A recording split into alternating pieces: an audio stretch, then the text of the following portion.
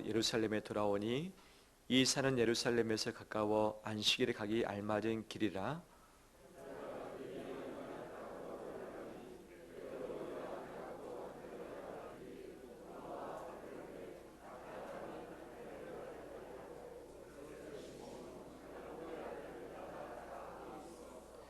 여자들과 예수의 어머니 마리아와 예수의 아우들과 더불어 마음을 같이하여 오로지 기도에 힘쓰더라.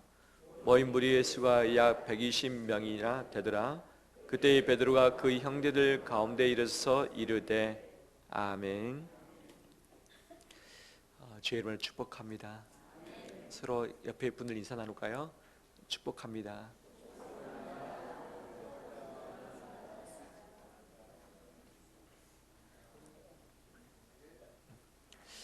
우리 교회에 오는 여러 가지 방법들이 있죠. 걸어서 오시는 분도 있고, 또 차를 가지고 또는 대중교통을 이용해서 오시는 분이 있죠. 저도 교회 올 때 대중교통을 통해서 오는 경우가 간혹 있는데, 한 번은 태릉 입구역에서 2114번을 기다렸습니다. 그 텀이 한 25분에서 35분 정도 되기 때문에 타이밍을 잘 맞춰야 되죠. 근데 시간을 확인해 보니까 곧 오는 걸로 되어 있어요. 기다렸습니다. 실제 2114번이 왔습니다. 근데 차가 설 기미가 보이지 않고 지나가려고 합니다. 손을 얼른 흔들었습니다. 기사님이 저의 눈과 마주쳤습니다. 근데 기사님이 차를 세우지 않고 그냥 가버리는 거예요. 갑자기 황당했습니다. 저분이 내 얼굴 봤는데 왜 가지? 신고할까? 라는 생각이 딱 들었습니다. 또 다시 스마트폰으로 시간을 체크하니까 얼마 후에 또 오더라고요. 좀 더 기다리지. 기다렸습니다. 또 왔습니다. 혹시 지나치실까봐 저 멀리서부터 올 때에 기사님을 향해서 손을 얼른 막 흔들었습니다. 기사님이 저를 봤습니다. 근데 이번에도 차가 지나가 버렸습니다. 갑자기 뒤통수를 맞은 것처럼 머리가 멍해졌습니다. 왜 지나가지? 태릉 입구역에 반드시 서도록 되어 있는데 왜 지나가지? 곰곰이 생각했습니다. 봤더니 정류장이 엉뚱한 곳이었어요.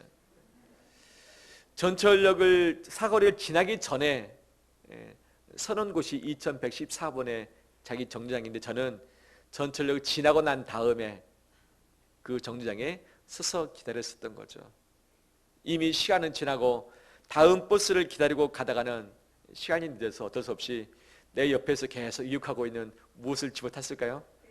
택시를 집어타고서 오게 됐었습니다. 또 한 번은 묵동에서 2114번을 기다렸습니다. 이번에는 정확한 장소였습니다. 확인까지 했습니다. 그 정류장에 2114번 번호가 딱 있더라고요. 근데 누구하고 잠깐 통화를 하고 있는데 2114번 쫙 왔습니다. 얼른 손 들었습니다. 차가 섰습니다. 올라탔습니다. 전화를 하다가 전화를 끊고서 봤더니 차가 엉뚱한 데로 가고 있는 거예요.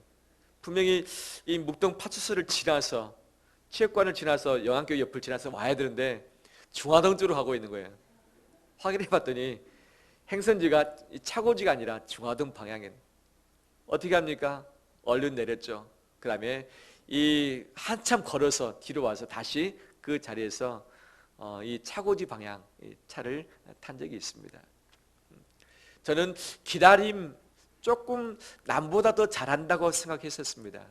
근데 기다린 장수가 잘못되었을 때, 또 기다렸다가 타는 그 차의 방향을 잘못 보았을 때 엉뚱한 곳에 가든지 타지 못하든지 라는 것을 경험을 한 적이 있습니다. 우리 인생은 기다림이라고 이야기를 하죠. 기다리면 되는 일도 있고 기다려도 잘 되지 않는 일이 있는데, 우린 기다릴 때에 혹시 엉뚱한 장소에서 엉뚱한 것을 한참 기다리고 있지 않는지 우리 자신들을 한번 살펴보길 원합니다. 칼럼에도 적었지만 제가 아는 어떤 한 분이 이런 이야기 한 것을 지난주에 들었습니다. 우리 교인은 아닙니다. 자기가 좋아하는 어느 한 사람이 고구마 밭을 일구고 있었습니다. 그분을 좋아하기 때문에 도와드려야겠다. 요즘에 고구마 밭에 무엇이 한참 자라고 있습니까? 고구마 순도 올라왔지만 잡초가 한참 올라오고 있죠. 그래서 김 매주겠다라고 해서 같이 가기로 했는데 갑자기 그 지인이 일이 생겨서 고구마 밭을 같이 못 가게 됐습니다.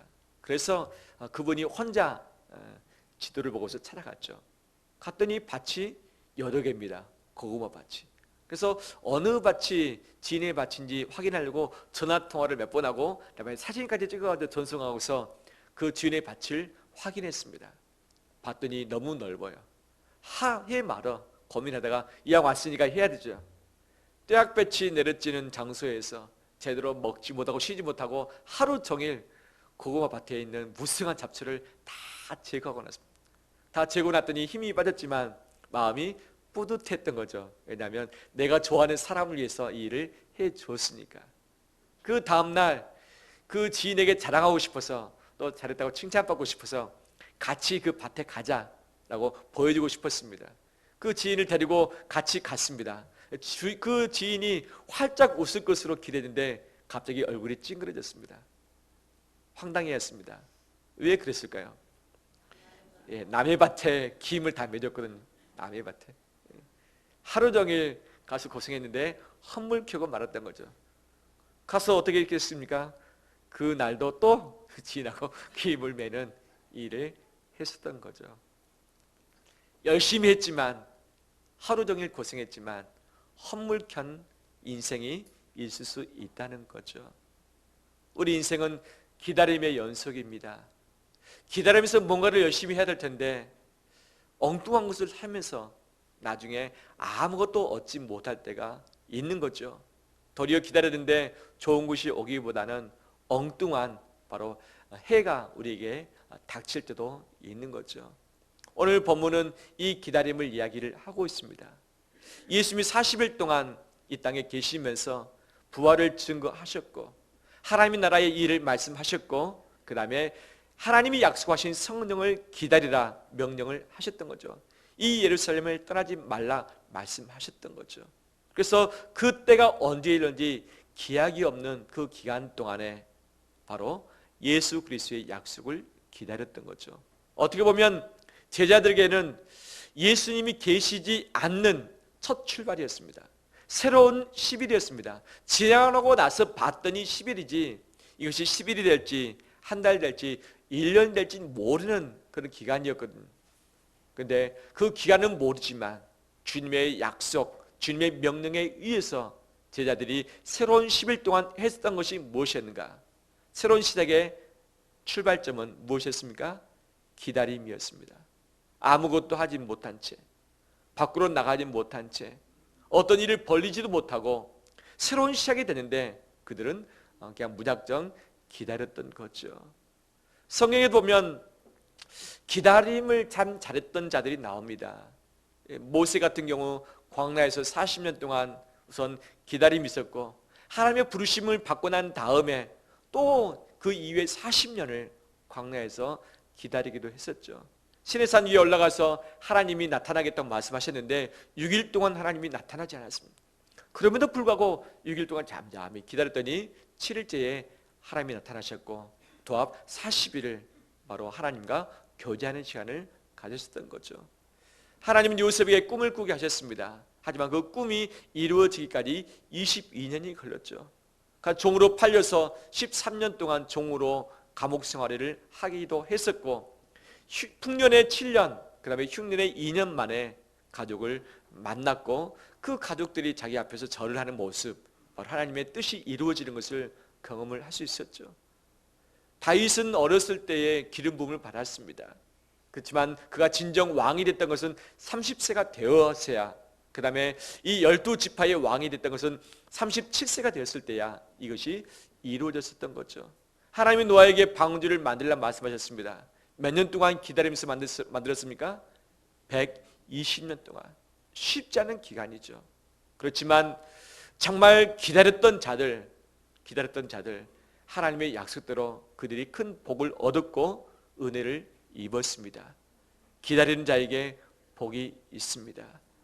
우리 인생은 기다림의 연속입니다. 이 세상에 태어나기 전에 10달 동안 엄마의 뱃속에서 기다려야 되고 일어설 때까지 기다려야 되고 말할 때까지 기다려야 되고 우리가 학교 갈 때까지 기다려야 되고 그다음에 철이 들 때까지 기다려야 되고, 결혼하고 새로운 가정을 이룰 때까지 기다려야 되는데, 우리의 기다림이 많이 있지만 가장 큰 기다림, 가장 어려운 기다림은 사람에 대한 기다림이다 라고 이구동성으로 이야기를 하고 있죠. 파스칼은 말합니다. 사람의 인생에 실패들이 참 많이 있는데 그 실패의 공통 분모가 무엇이냐? 그것은 기다리지 못하기 때문이다. 기다리지 못해서 조급하기 때문에 넘어진다라고 이야기를 하고 있기도 하죠. 성경에서는 잘 기다리지 못해서 이를 그르쳤던 인물들이 나옵니다. 사울 왕이 그 대표적이죠. 블레셋에 쳐들어왔습니다. 사무엘은 말합니다. 다시 올 때 제사를 드려야 되니까 내가 7일 안에 오겠습니다. 기다리세요. 근데 아무리 기다려도 사무엘이 나타나지 않습니다. 백성들이 뿔뿔이 흩어지기 시작합니다. 이 블레셋은 곧 쳐들어올 기세가 등등합니다. 마음이 조급합니다. 그래서 어쩔 수 없이 사울 왕이 자기가 진례를 해서 7일째 되는 날 자기가 제사를 드리고 말아버리는 거죠. 사무엘이 왔습니다. 그를 꾸짖었습니다. 당신이 기다리지 못했기 때문에 하나님이 당신의 날을 줄일 겁니다 라고 이야기를 하고 있기도 하죠. 하나님은 아브라함에게 75세 때 부르셨고 그에게 말씀하십니다. 내가 너로 큰 민족을 이루게 하겠다. 분명히 자식을 낳을 수 있다라는 이 약속 주셨지만 그는 기다리지 못해서 그의 종인 하갈을 통해서 이스마엘을 얻고 말았던 거죠. 이런 말미암아 지금까지도 바로 이스라엘 민족은 그 주변 민족들과의 원수지간 가운데 있는 것 아니겠습니까?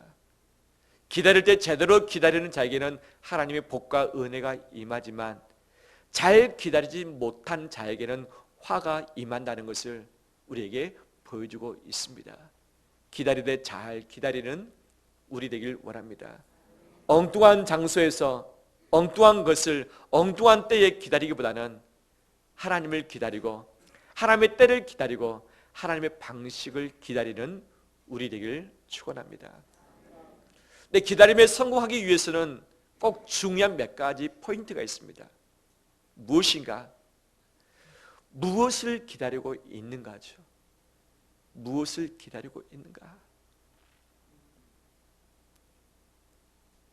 내가 더 나아지는 부분, 내 직장과 사업장이 좀 더 번창해지는 부분들, 내 자녀의 앞길이 더 활짝 열려지는 부분들, 내 인생이 좀 더 편안해지는 부분들, 더 나은 곳을 향해서 이동하는 부분들, 더 좋은 것을 더 갖게 되는 부분들, 내 몸이 더 건강해지는 부분들을 우리는 통상 기다립니다. 그런데 그 기다림이 정확하게 나에게 좋은 것만을 가져다 주지는 않습니다. 도리어 나를 실망케 만들기도 하는 거죠. 우리의 기다림이 여러 가지가 있을 수 있겠지만 그 어떠한 기다림보다도 하나님의 약속을 기다리길 원합니다. 하나님은 선하신 분이시며 그분은 우리에게 선하신 것을 허락해 주시는 분이십니다. 그분을 믿는다면 하나님의 약속을 기다릴 수 있습니다. 그분을 믿는다면 약속을 주시고 이것을 이행하시는 하나님 자체를 기다릴 수 있습니다. 하나님의 기다림이 좋다라고 우리에게 이미 말씀을 하고 계시죠. 하나님이 내게 주실 수 있는 것, 내게 행하실 수 있는 것을 기다리는 것도 필요하지만 바로 이 모든 것을 주권적으로 다스리시는 하나님 그분을 기다리는 우리 되길 주의 이름으로 축원합니다. 말씀해 보니까 하나님은 어떻게 기다릴 것을 우리에게 이렇게 이야기를 하고 있습니다. 시편 27편 14절 보니까 너는 여호와를 기다릴지어다 강하고 담대하며 여호와를 기다릴지어다 라고 하면서 그 기다린 그 무엇보다도 여호와를 기다리라 말씀하시죠. 시편 130편 6절 말씀에 파수꾼이 아침을 기다림보다 내 영혼이 주를 더 기다리라니 참으로 파수꾼이 아침을 기다림보다 더하도다 라고 말하고 있고요. 시편 40편 1절에서 3절 말씀 보니까 다윗이 이런 고백합니다. 내가 여호와를 기다리고 기다렸더니 귀를 기울이사 나의 부르심을 들으셨도다. 나를 기가 막힐 웅덩이와 수렁에서 끌어올리시고 내 발을 반석 위에 두사 내 걸음을 견고하게 하셨도다. 새 노래 곧 우리 하나님께 올릴 찬송을 내 입에 두셨으니 많은 사람이 보고 두려워하여 여호와를 의지하리로다. 아멘. 성경의 수많은 인물들이 뭔가를 기다렸지만 그 기다림의 가장 중요한 핵심이 여호와 하나님이라고 고백을 하고 있습니다. 우리 인생의 기다림 많이 있습니다. 하지만 그 어떤 기다림보다도 하나님을 기다리는 우리 되길 원합니다. 왜? 그 하나님은 천지를 창조하셨고 통치하신 분이기 때문입니다. 그 하나님이 이 세상을 심판하시고 구원하시는 분이기 때문입니다. 그 하나님이 온전하시고 선하신 분이기 때문입니다. 그 하나님의 사랑이 많으시고 공의로우신 분이기 때문입니다. 그 하나님이 영원하신 분이시고 나를 아시는 분이기 때문입니다. 그 하나님만이 내 인생을 책임져 주시고 마지막까지 동행해 주실 분이기 때문입니다. 그 하나님을 알기 때문에 그 하나님을 기다릴 수 있습니다. 그 하나님을 기다리며 나가는 우리 되길 주의 이름으로 축원합니다. 그런데 하나님을 기다릴 때에 꼭 해야 될 것이 있습니다. 무언가 내 기다림의 근본된 동기가 바른지를 점검을 해야 되죠. 정말 나는 하나님이 원하신 것을 기다리고 있는가? 하나님이 주실 것을 기다리고 있는가? 나는 내가 원하는 때에 그것을 기다리고 있는가? 아니면 하나님의 때를 기다리고 있는가? 아니면 내가 원하는 방식대로 이렇게 해달라고 기다리고 있는가? 아니면 하나님의 방식대로 구하고 있는가? 이 세 가지 질문이죠. 하나님의 것을 하나님의 때에 하나님의 방식으로 기다리는 것이 온전한 것인데 혹시 그렇지 않다면 이것을 포기하고 내려놓는 것이 우리의 과제인 줄 믿습니다. 하나님 외에, 하나님의 때 외에, 하나님의 방식 외에 내가 정해놓고 기다리는 이것들이 도리어 내게 올무가 되어지고 나를 힘들게 만들고 시험에 들게 할 수도 있습니다. 그런 부분들이 있다면 이 시간 하나님 아버지 앞에서 내 것을 내려놓길 원합니다. 내가 원하는 그 시간을 포기하길 원합니다. 내가 원하는 그 방식을 다 내려놓고서 하나님만을 기다리는 우리 되길 간절히 원합니다. 이 제자들은 기다렸습니다. 그러면 기다리는 그 기간 동안에 어떻게 기다렸는가? 어떻게? 그들은 함께 더불어 모였다라고 이야기를 하고 있죠. 주님 말씀하십니다. 너희가 이 예루살렘을 떠나지 말고 그 성령을 기다리라 말씀하시는데 기다릴 때 그들은 혼자 기다리지 않았습니다. 11명의 제자들만 기다리지 않았습니다. 바로 예수님의 어머니 마리아, 예수님의 형제들, 또 다른 제자들 120명과 함께 그 시간을 기다렸던 거죠. 그 기한은 약속되지 않았습니다. 언제 올는지 모르지만 그 성령을 혼자 아니라 함께 더불어 기다렸다는 사실이죠. 하나님 우리를 부르셨을 때 혼자 부르지 않고 공동체로 부르셨음을 믿습니다. 그러면 그 기다렸던 자들이 120명이나 됐다고 말하고 있습니다. 한 장소에서 120명이 머문다는 것은 쉽지 않습니다. 팔레스타인 덥습니다. 지금처럼 샤워 시설, 화장실 시설이 잘 되어 있을 것도 아닌 것 같고, 그러면 어디에서 기다렸는가? 그곳이 다락방이라고 이야기하고 있습니다. 우리가 보통 생각할 때 다락방은 아주 비좁은 어떤 비품을 가져다 주는 쪽방이라고 생각하지만 이 성경에서 말하는 다락방은 보통 2층 방을 이야기합니다. 2층 넓은 홀을 이야기하죠. 예수님이 십자가에 잡히시기 전에 마지막 모여서 최후의 만찬을 하시던 장소, 제자들의 발을 씻기셨던 장소, 마지막 설교하고 그들을 위해서 기도하셨던 장소가 어디인가? 이곳이 바로 다락방이었는데 마리아의 집이다라고 표현이 되고 있죠. 바로 이 제자들 120명이 모여서 함께 구했던 장소가 어디냐? 마리아의 집 다락방이었습니다. 마리아의 아들이 누구냐? 마가였던 거죠. 그래서 마가의 다락방이라고 지칭을 하고 있기도 하죠. 이것을 모였을 때 성령이 10일 만에 오순절 때 임재를 하셨습니다. 그 다음에 이 제자들이 성전에서 모이고 집에서 모이기 시작했는데 모임의 핵심적인 장소가 바로 이 마가의 다락방이었던 것이고, 또 베드로가 투옥이 되고 고문을 당하고 있을 때에 밖에서 여인들이 함께 모여서 간절히 베드로를 위해서 기도를 했었습니다. 그 장소가 어디인가? 바로 마리아의 집 다락방이라고 이야기를 하고 있는 거죠. 지금도 예루살렘에 가면 마가의 다락방이 있습니다. 우리 예배당보다 또 더 넓습니다. 더 넓습니다. 그곳에 가면 왠지 성령의 임재 같은 그 이루어하심이 느껴지기도 합니다. 이것이 저의 느낌뿐만 아니라 함께 갔던 자들 또는 인터넷에 글을 올렸던 자들이 다른 것보다는 이 마가의 다락방 자리에 갔을 때 성령의 이루어하심과 그 임재가 간절히 가득했음을 느꼈다라고 이야기를 하고 있고, 또 우리 개신교뿐만 아니라 다른 비슷한 우리 기독교 계통의 바로 그 교단들도 이 간증들을 하는 것들을 보게 되죠. 지금의 마가의 다락방이 그때 당시의 다락방은 아닙니다. 하지만 그 장소를 추정해서 4세기 때에 한번 만들어 놓고 그 다음에 11세기 때 증축을 했던 그 장소인데, 신비한 어떤 느낌들이 아직도 있다고 하는 그런 설계들이 있는 거죠. 바로 주님이 말씀하신 그 장소를 떠나지 않고 이곳에 머물고 있을 바로 그때에 120명이 10일 동안 함께 거하는 것이 쉽지 않았을 것이고, 그 이외에도 예루살렘 교회의 탄생의 본거지가 그 장소가 중심이 되었는데, 그러면 그 기간 동안에 무엇을 했을까? 저는 이것을 묵상하다가 이곳이 교회의 터전이 되었구나. 교회의 터전이 되었구나. 기다렸는데 그들이 함께 기다렸던 거죠. 함께 모일 때에 서로 직업이 달랐습니다. 성이 달랐습니다. 서로의 모습이 다 달랐습니다.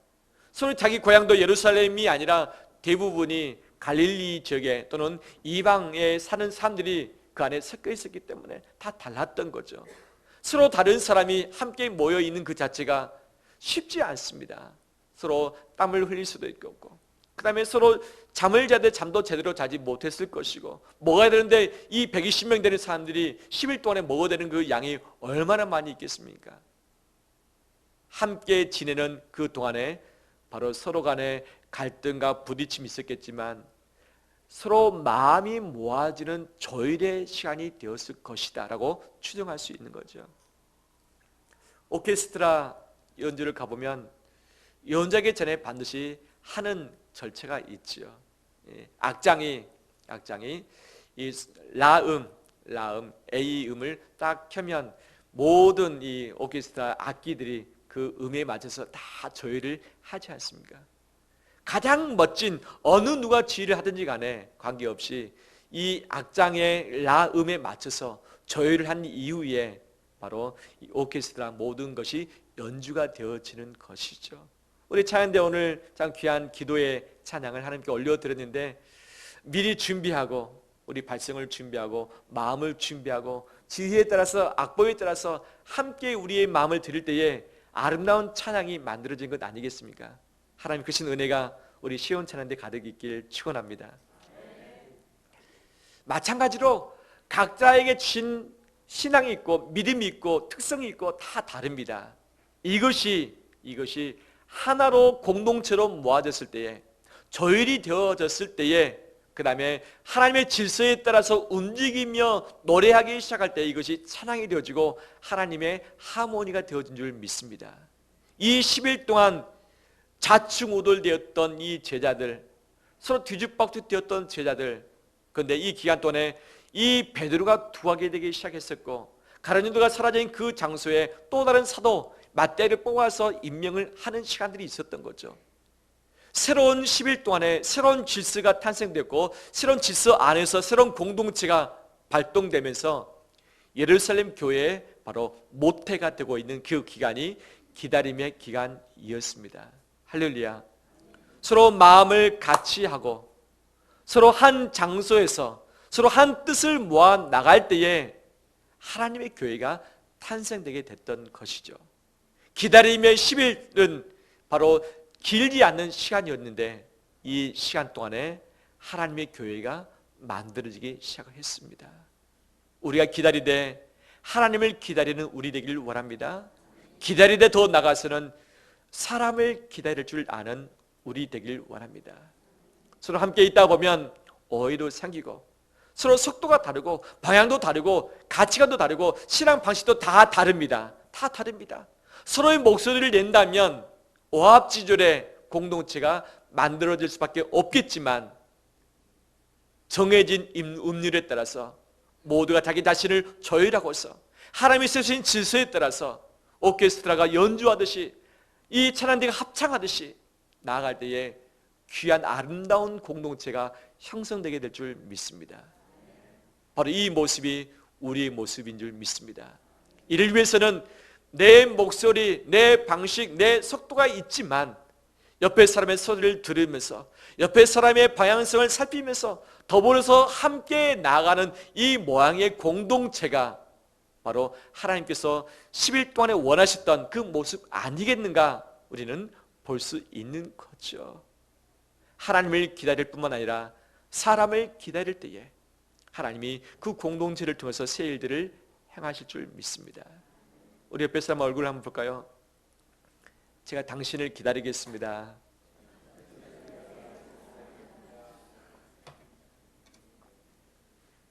도대체 언제까지 기다려야 됩니까? 아무리 기다려도 사람이 안 바뀝니다.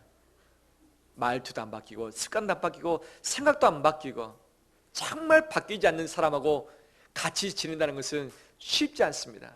다시 옆에 분을 서로 고백할까요? 당신이 대단하십니다.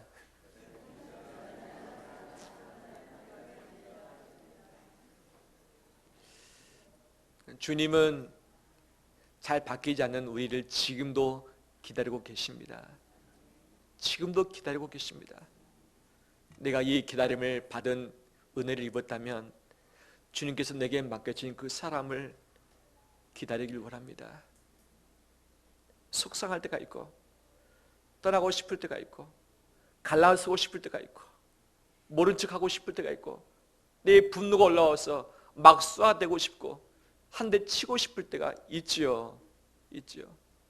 하지만 사람을 기다릴 때에 그 관계는 공동체가 될 것이고, 공동체가 될 때에 성령이 새롭게 역사하시는 것들을 맛보게 될 줄 믿습니다. 하나님을 기다릴 때에 나를 내려놓듯이 사람을 기다릴 때에 나를 내려놓아야만 가능하죠.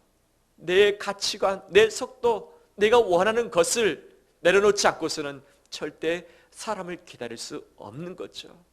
사람을 기다릴 때에 하나님이 우리 가운데 새 일들을 행하실 줄 믿습니다. 마지막 한 가지, 기다렸습니다. 함께 모였습니다.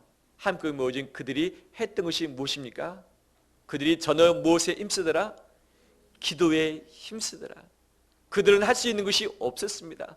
어디 갈 곳도 없었습니다. 하지만 그들이 할 수 있는 것은 기도였습니다.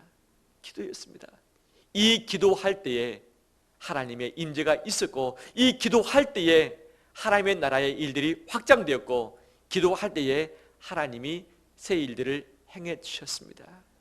우리는 아무것도 할 수 없을 때가 참 많이 있습니다. 내 마음은 간절하지만 여건이 안 됩니다. 나는 정말 급하지만 일이 잘 풀리지 않습니다. 빨리빨리 좀 됐으면 좋겠는데 잘 안 돼서 지칠 때가 있고, 다 포기하고 싶을 때가 분명히 있습니다. 그러다가 내가 분노가 폭발할 때가 있고, 서로 떠날 때가 있고, 내 스스로 실망할 때가 있죠. 그럼에도 불구하고 우리가 할 수 있는 한 가지 일은 기도인 줄 믿습니다. 기도만큼은 우리가 그 어떤 상황이라 할지라도 우리는 할 수 있습니다. 제자들이 아무것도 할 수 없을 바로 그때에 무엇을 어떻게 해야 되는지 알지 못할 그때에 기도만큼은 힘써 오로지 감당했던 것처럼 우리가 힘써 오로지 기도에 감당하는 삶을 살길 간절히 원합니다. 요즘 내가 힘쓰는 것은 무엇입니까? 요즘 내가 간절히 바라는 것은 무엇입니까?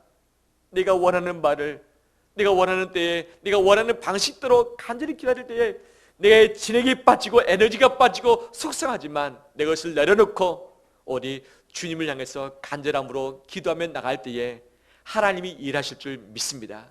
하나님의 때에 응답하실 줄 믿습니다. 하나님의 방식대로 응답하실 줄 믿습니다. 왜냐하면 하나님은 살아계시고 그분은 약속을 하셨던 분이시고 우리는 그 약속을 잃을지라도 그 약속을 선하게 응답하시는 분이기 때문입니다. 할렐루야. 말씀 마무리합니다. 인생은 기다림의 연속입니다. 우리의 마지막 기다림은 예수 그리스도의 다시 오심이며 천국인 줄 믿습니다. 이것을 바라보며 기다릴 때에, 다시 말한다면 주님에 대한 믿음과 그 약속에 대한 소망과 주님을 향한 사랑이 내 안에 있을 때에 기다림에 성공할 수 있는 거죠. 나를 내려놓을 때에 하나님을 기다릴 수 있습니다. 나를 내려놓을 때에 옆에 있는 사람을 기다릴 수 있습니다. 기다릴 때에 기도하고 기다릴 때에 공동체가 마련되어질 때에 하나님이 그 안에서 놀라운 일들을 행하실 줄 믿습니다. 아무것도 할 것이 없을 때에 우리는 기도는 할 수 있습니다. 아무것도 기다릴 수 없을 바로 그때에 우리는 하나님은 기다릴 수 있습니다. 하나님을 기다리고 기도함으로 말미암아서 새 일에 동참하는 우리 되시기를 주의 이름으로 축원합니다. 이제 함께 찬양 드릴까요? 기도할 수 있는데 찬양 드리면서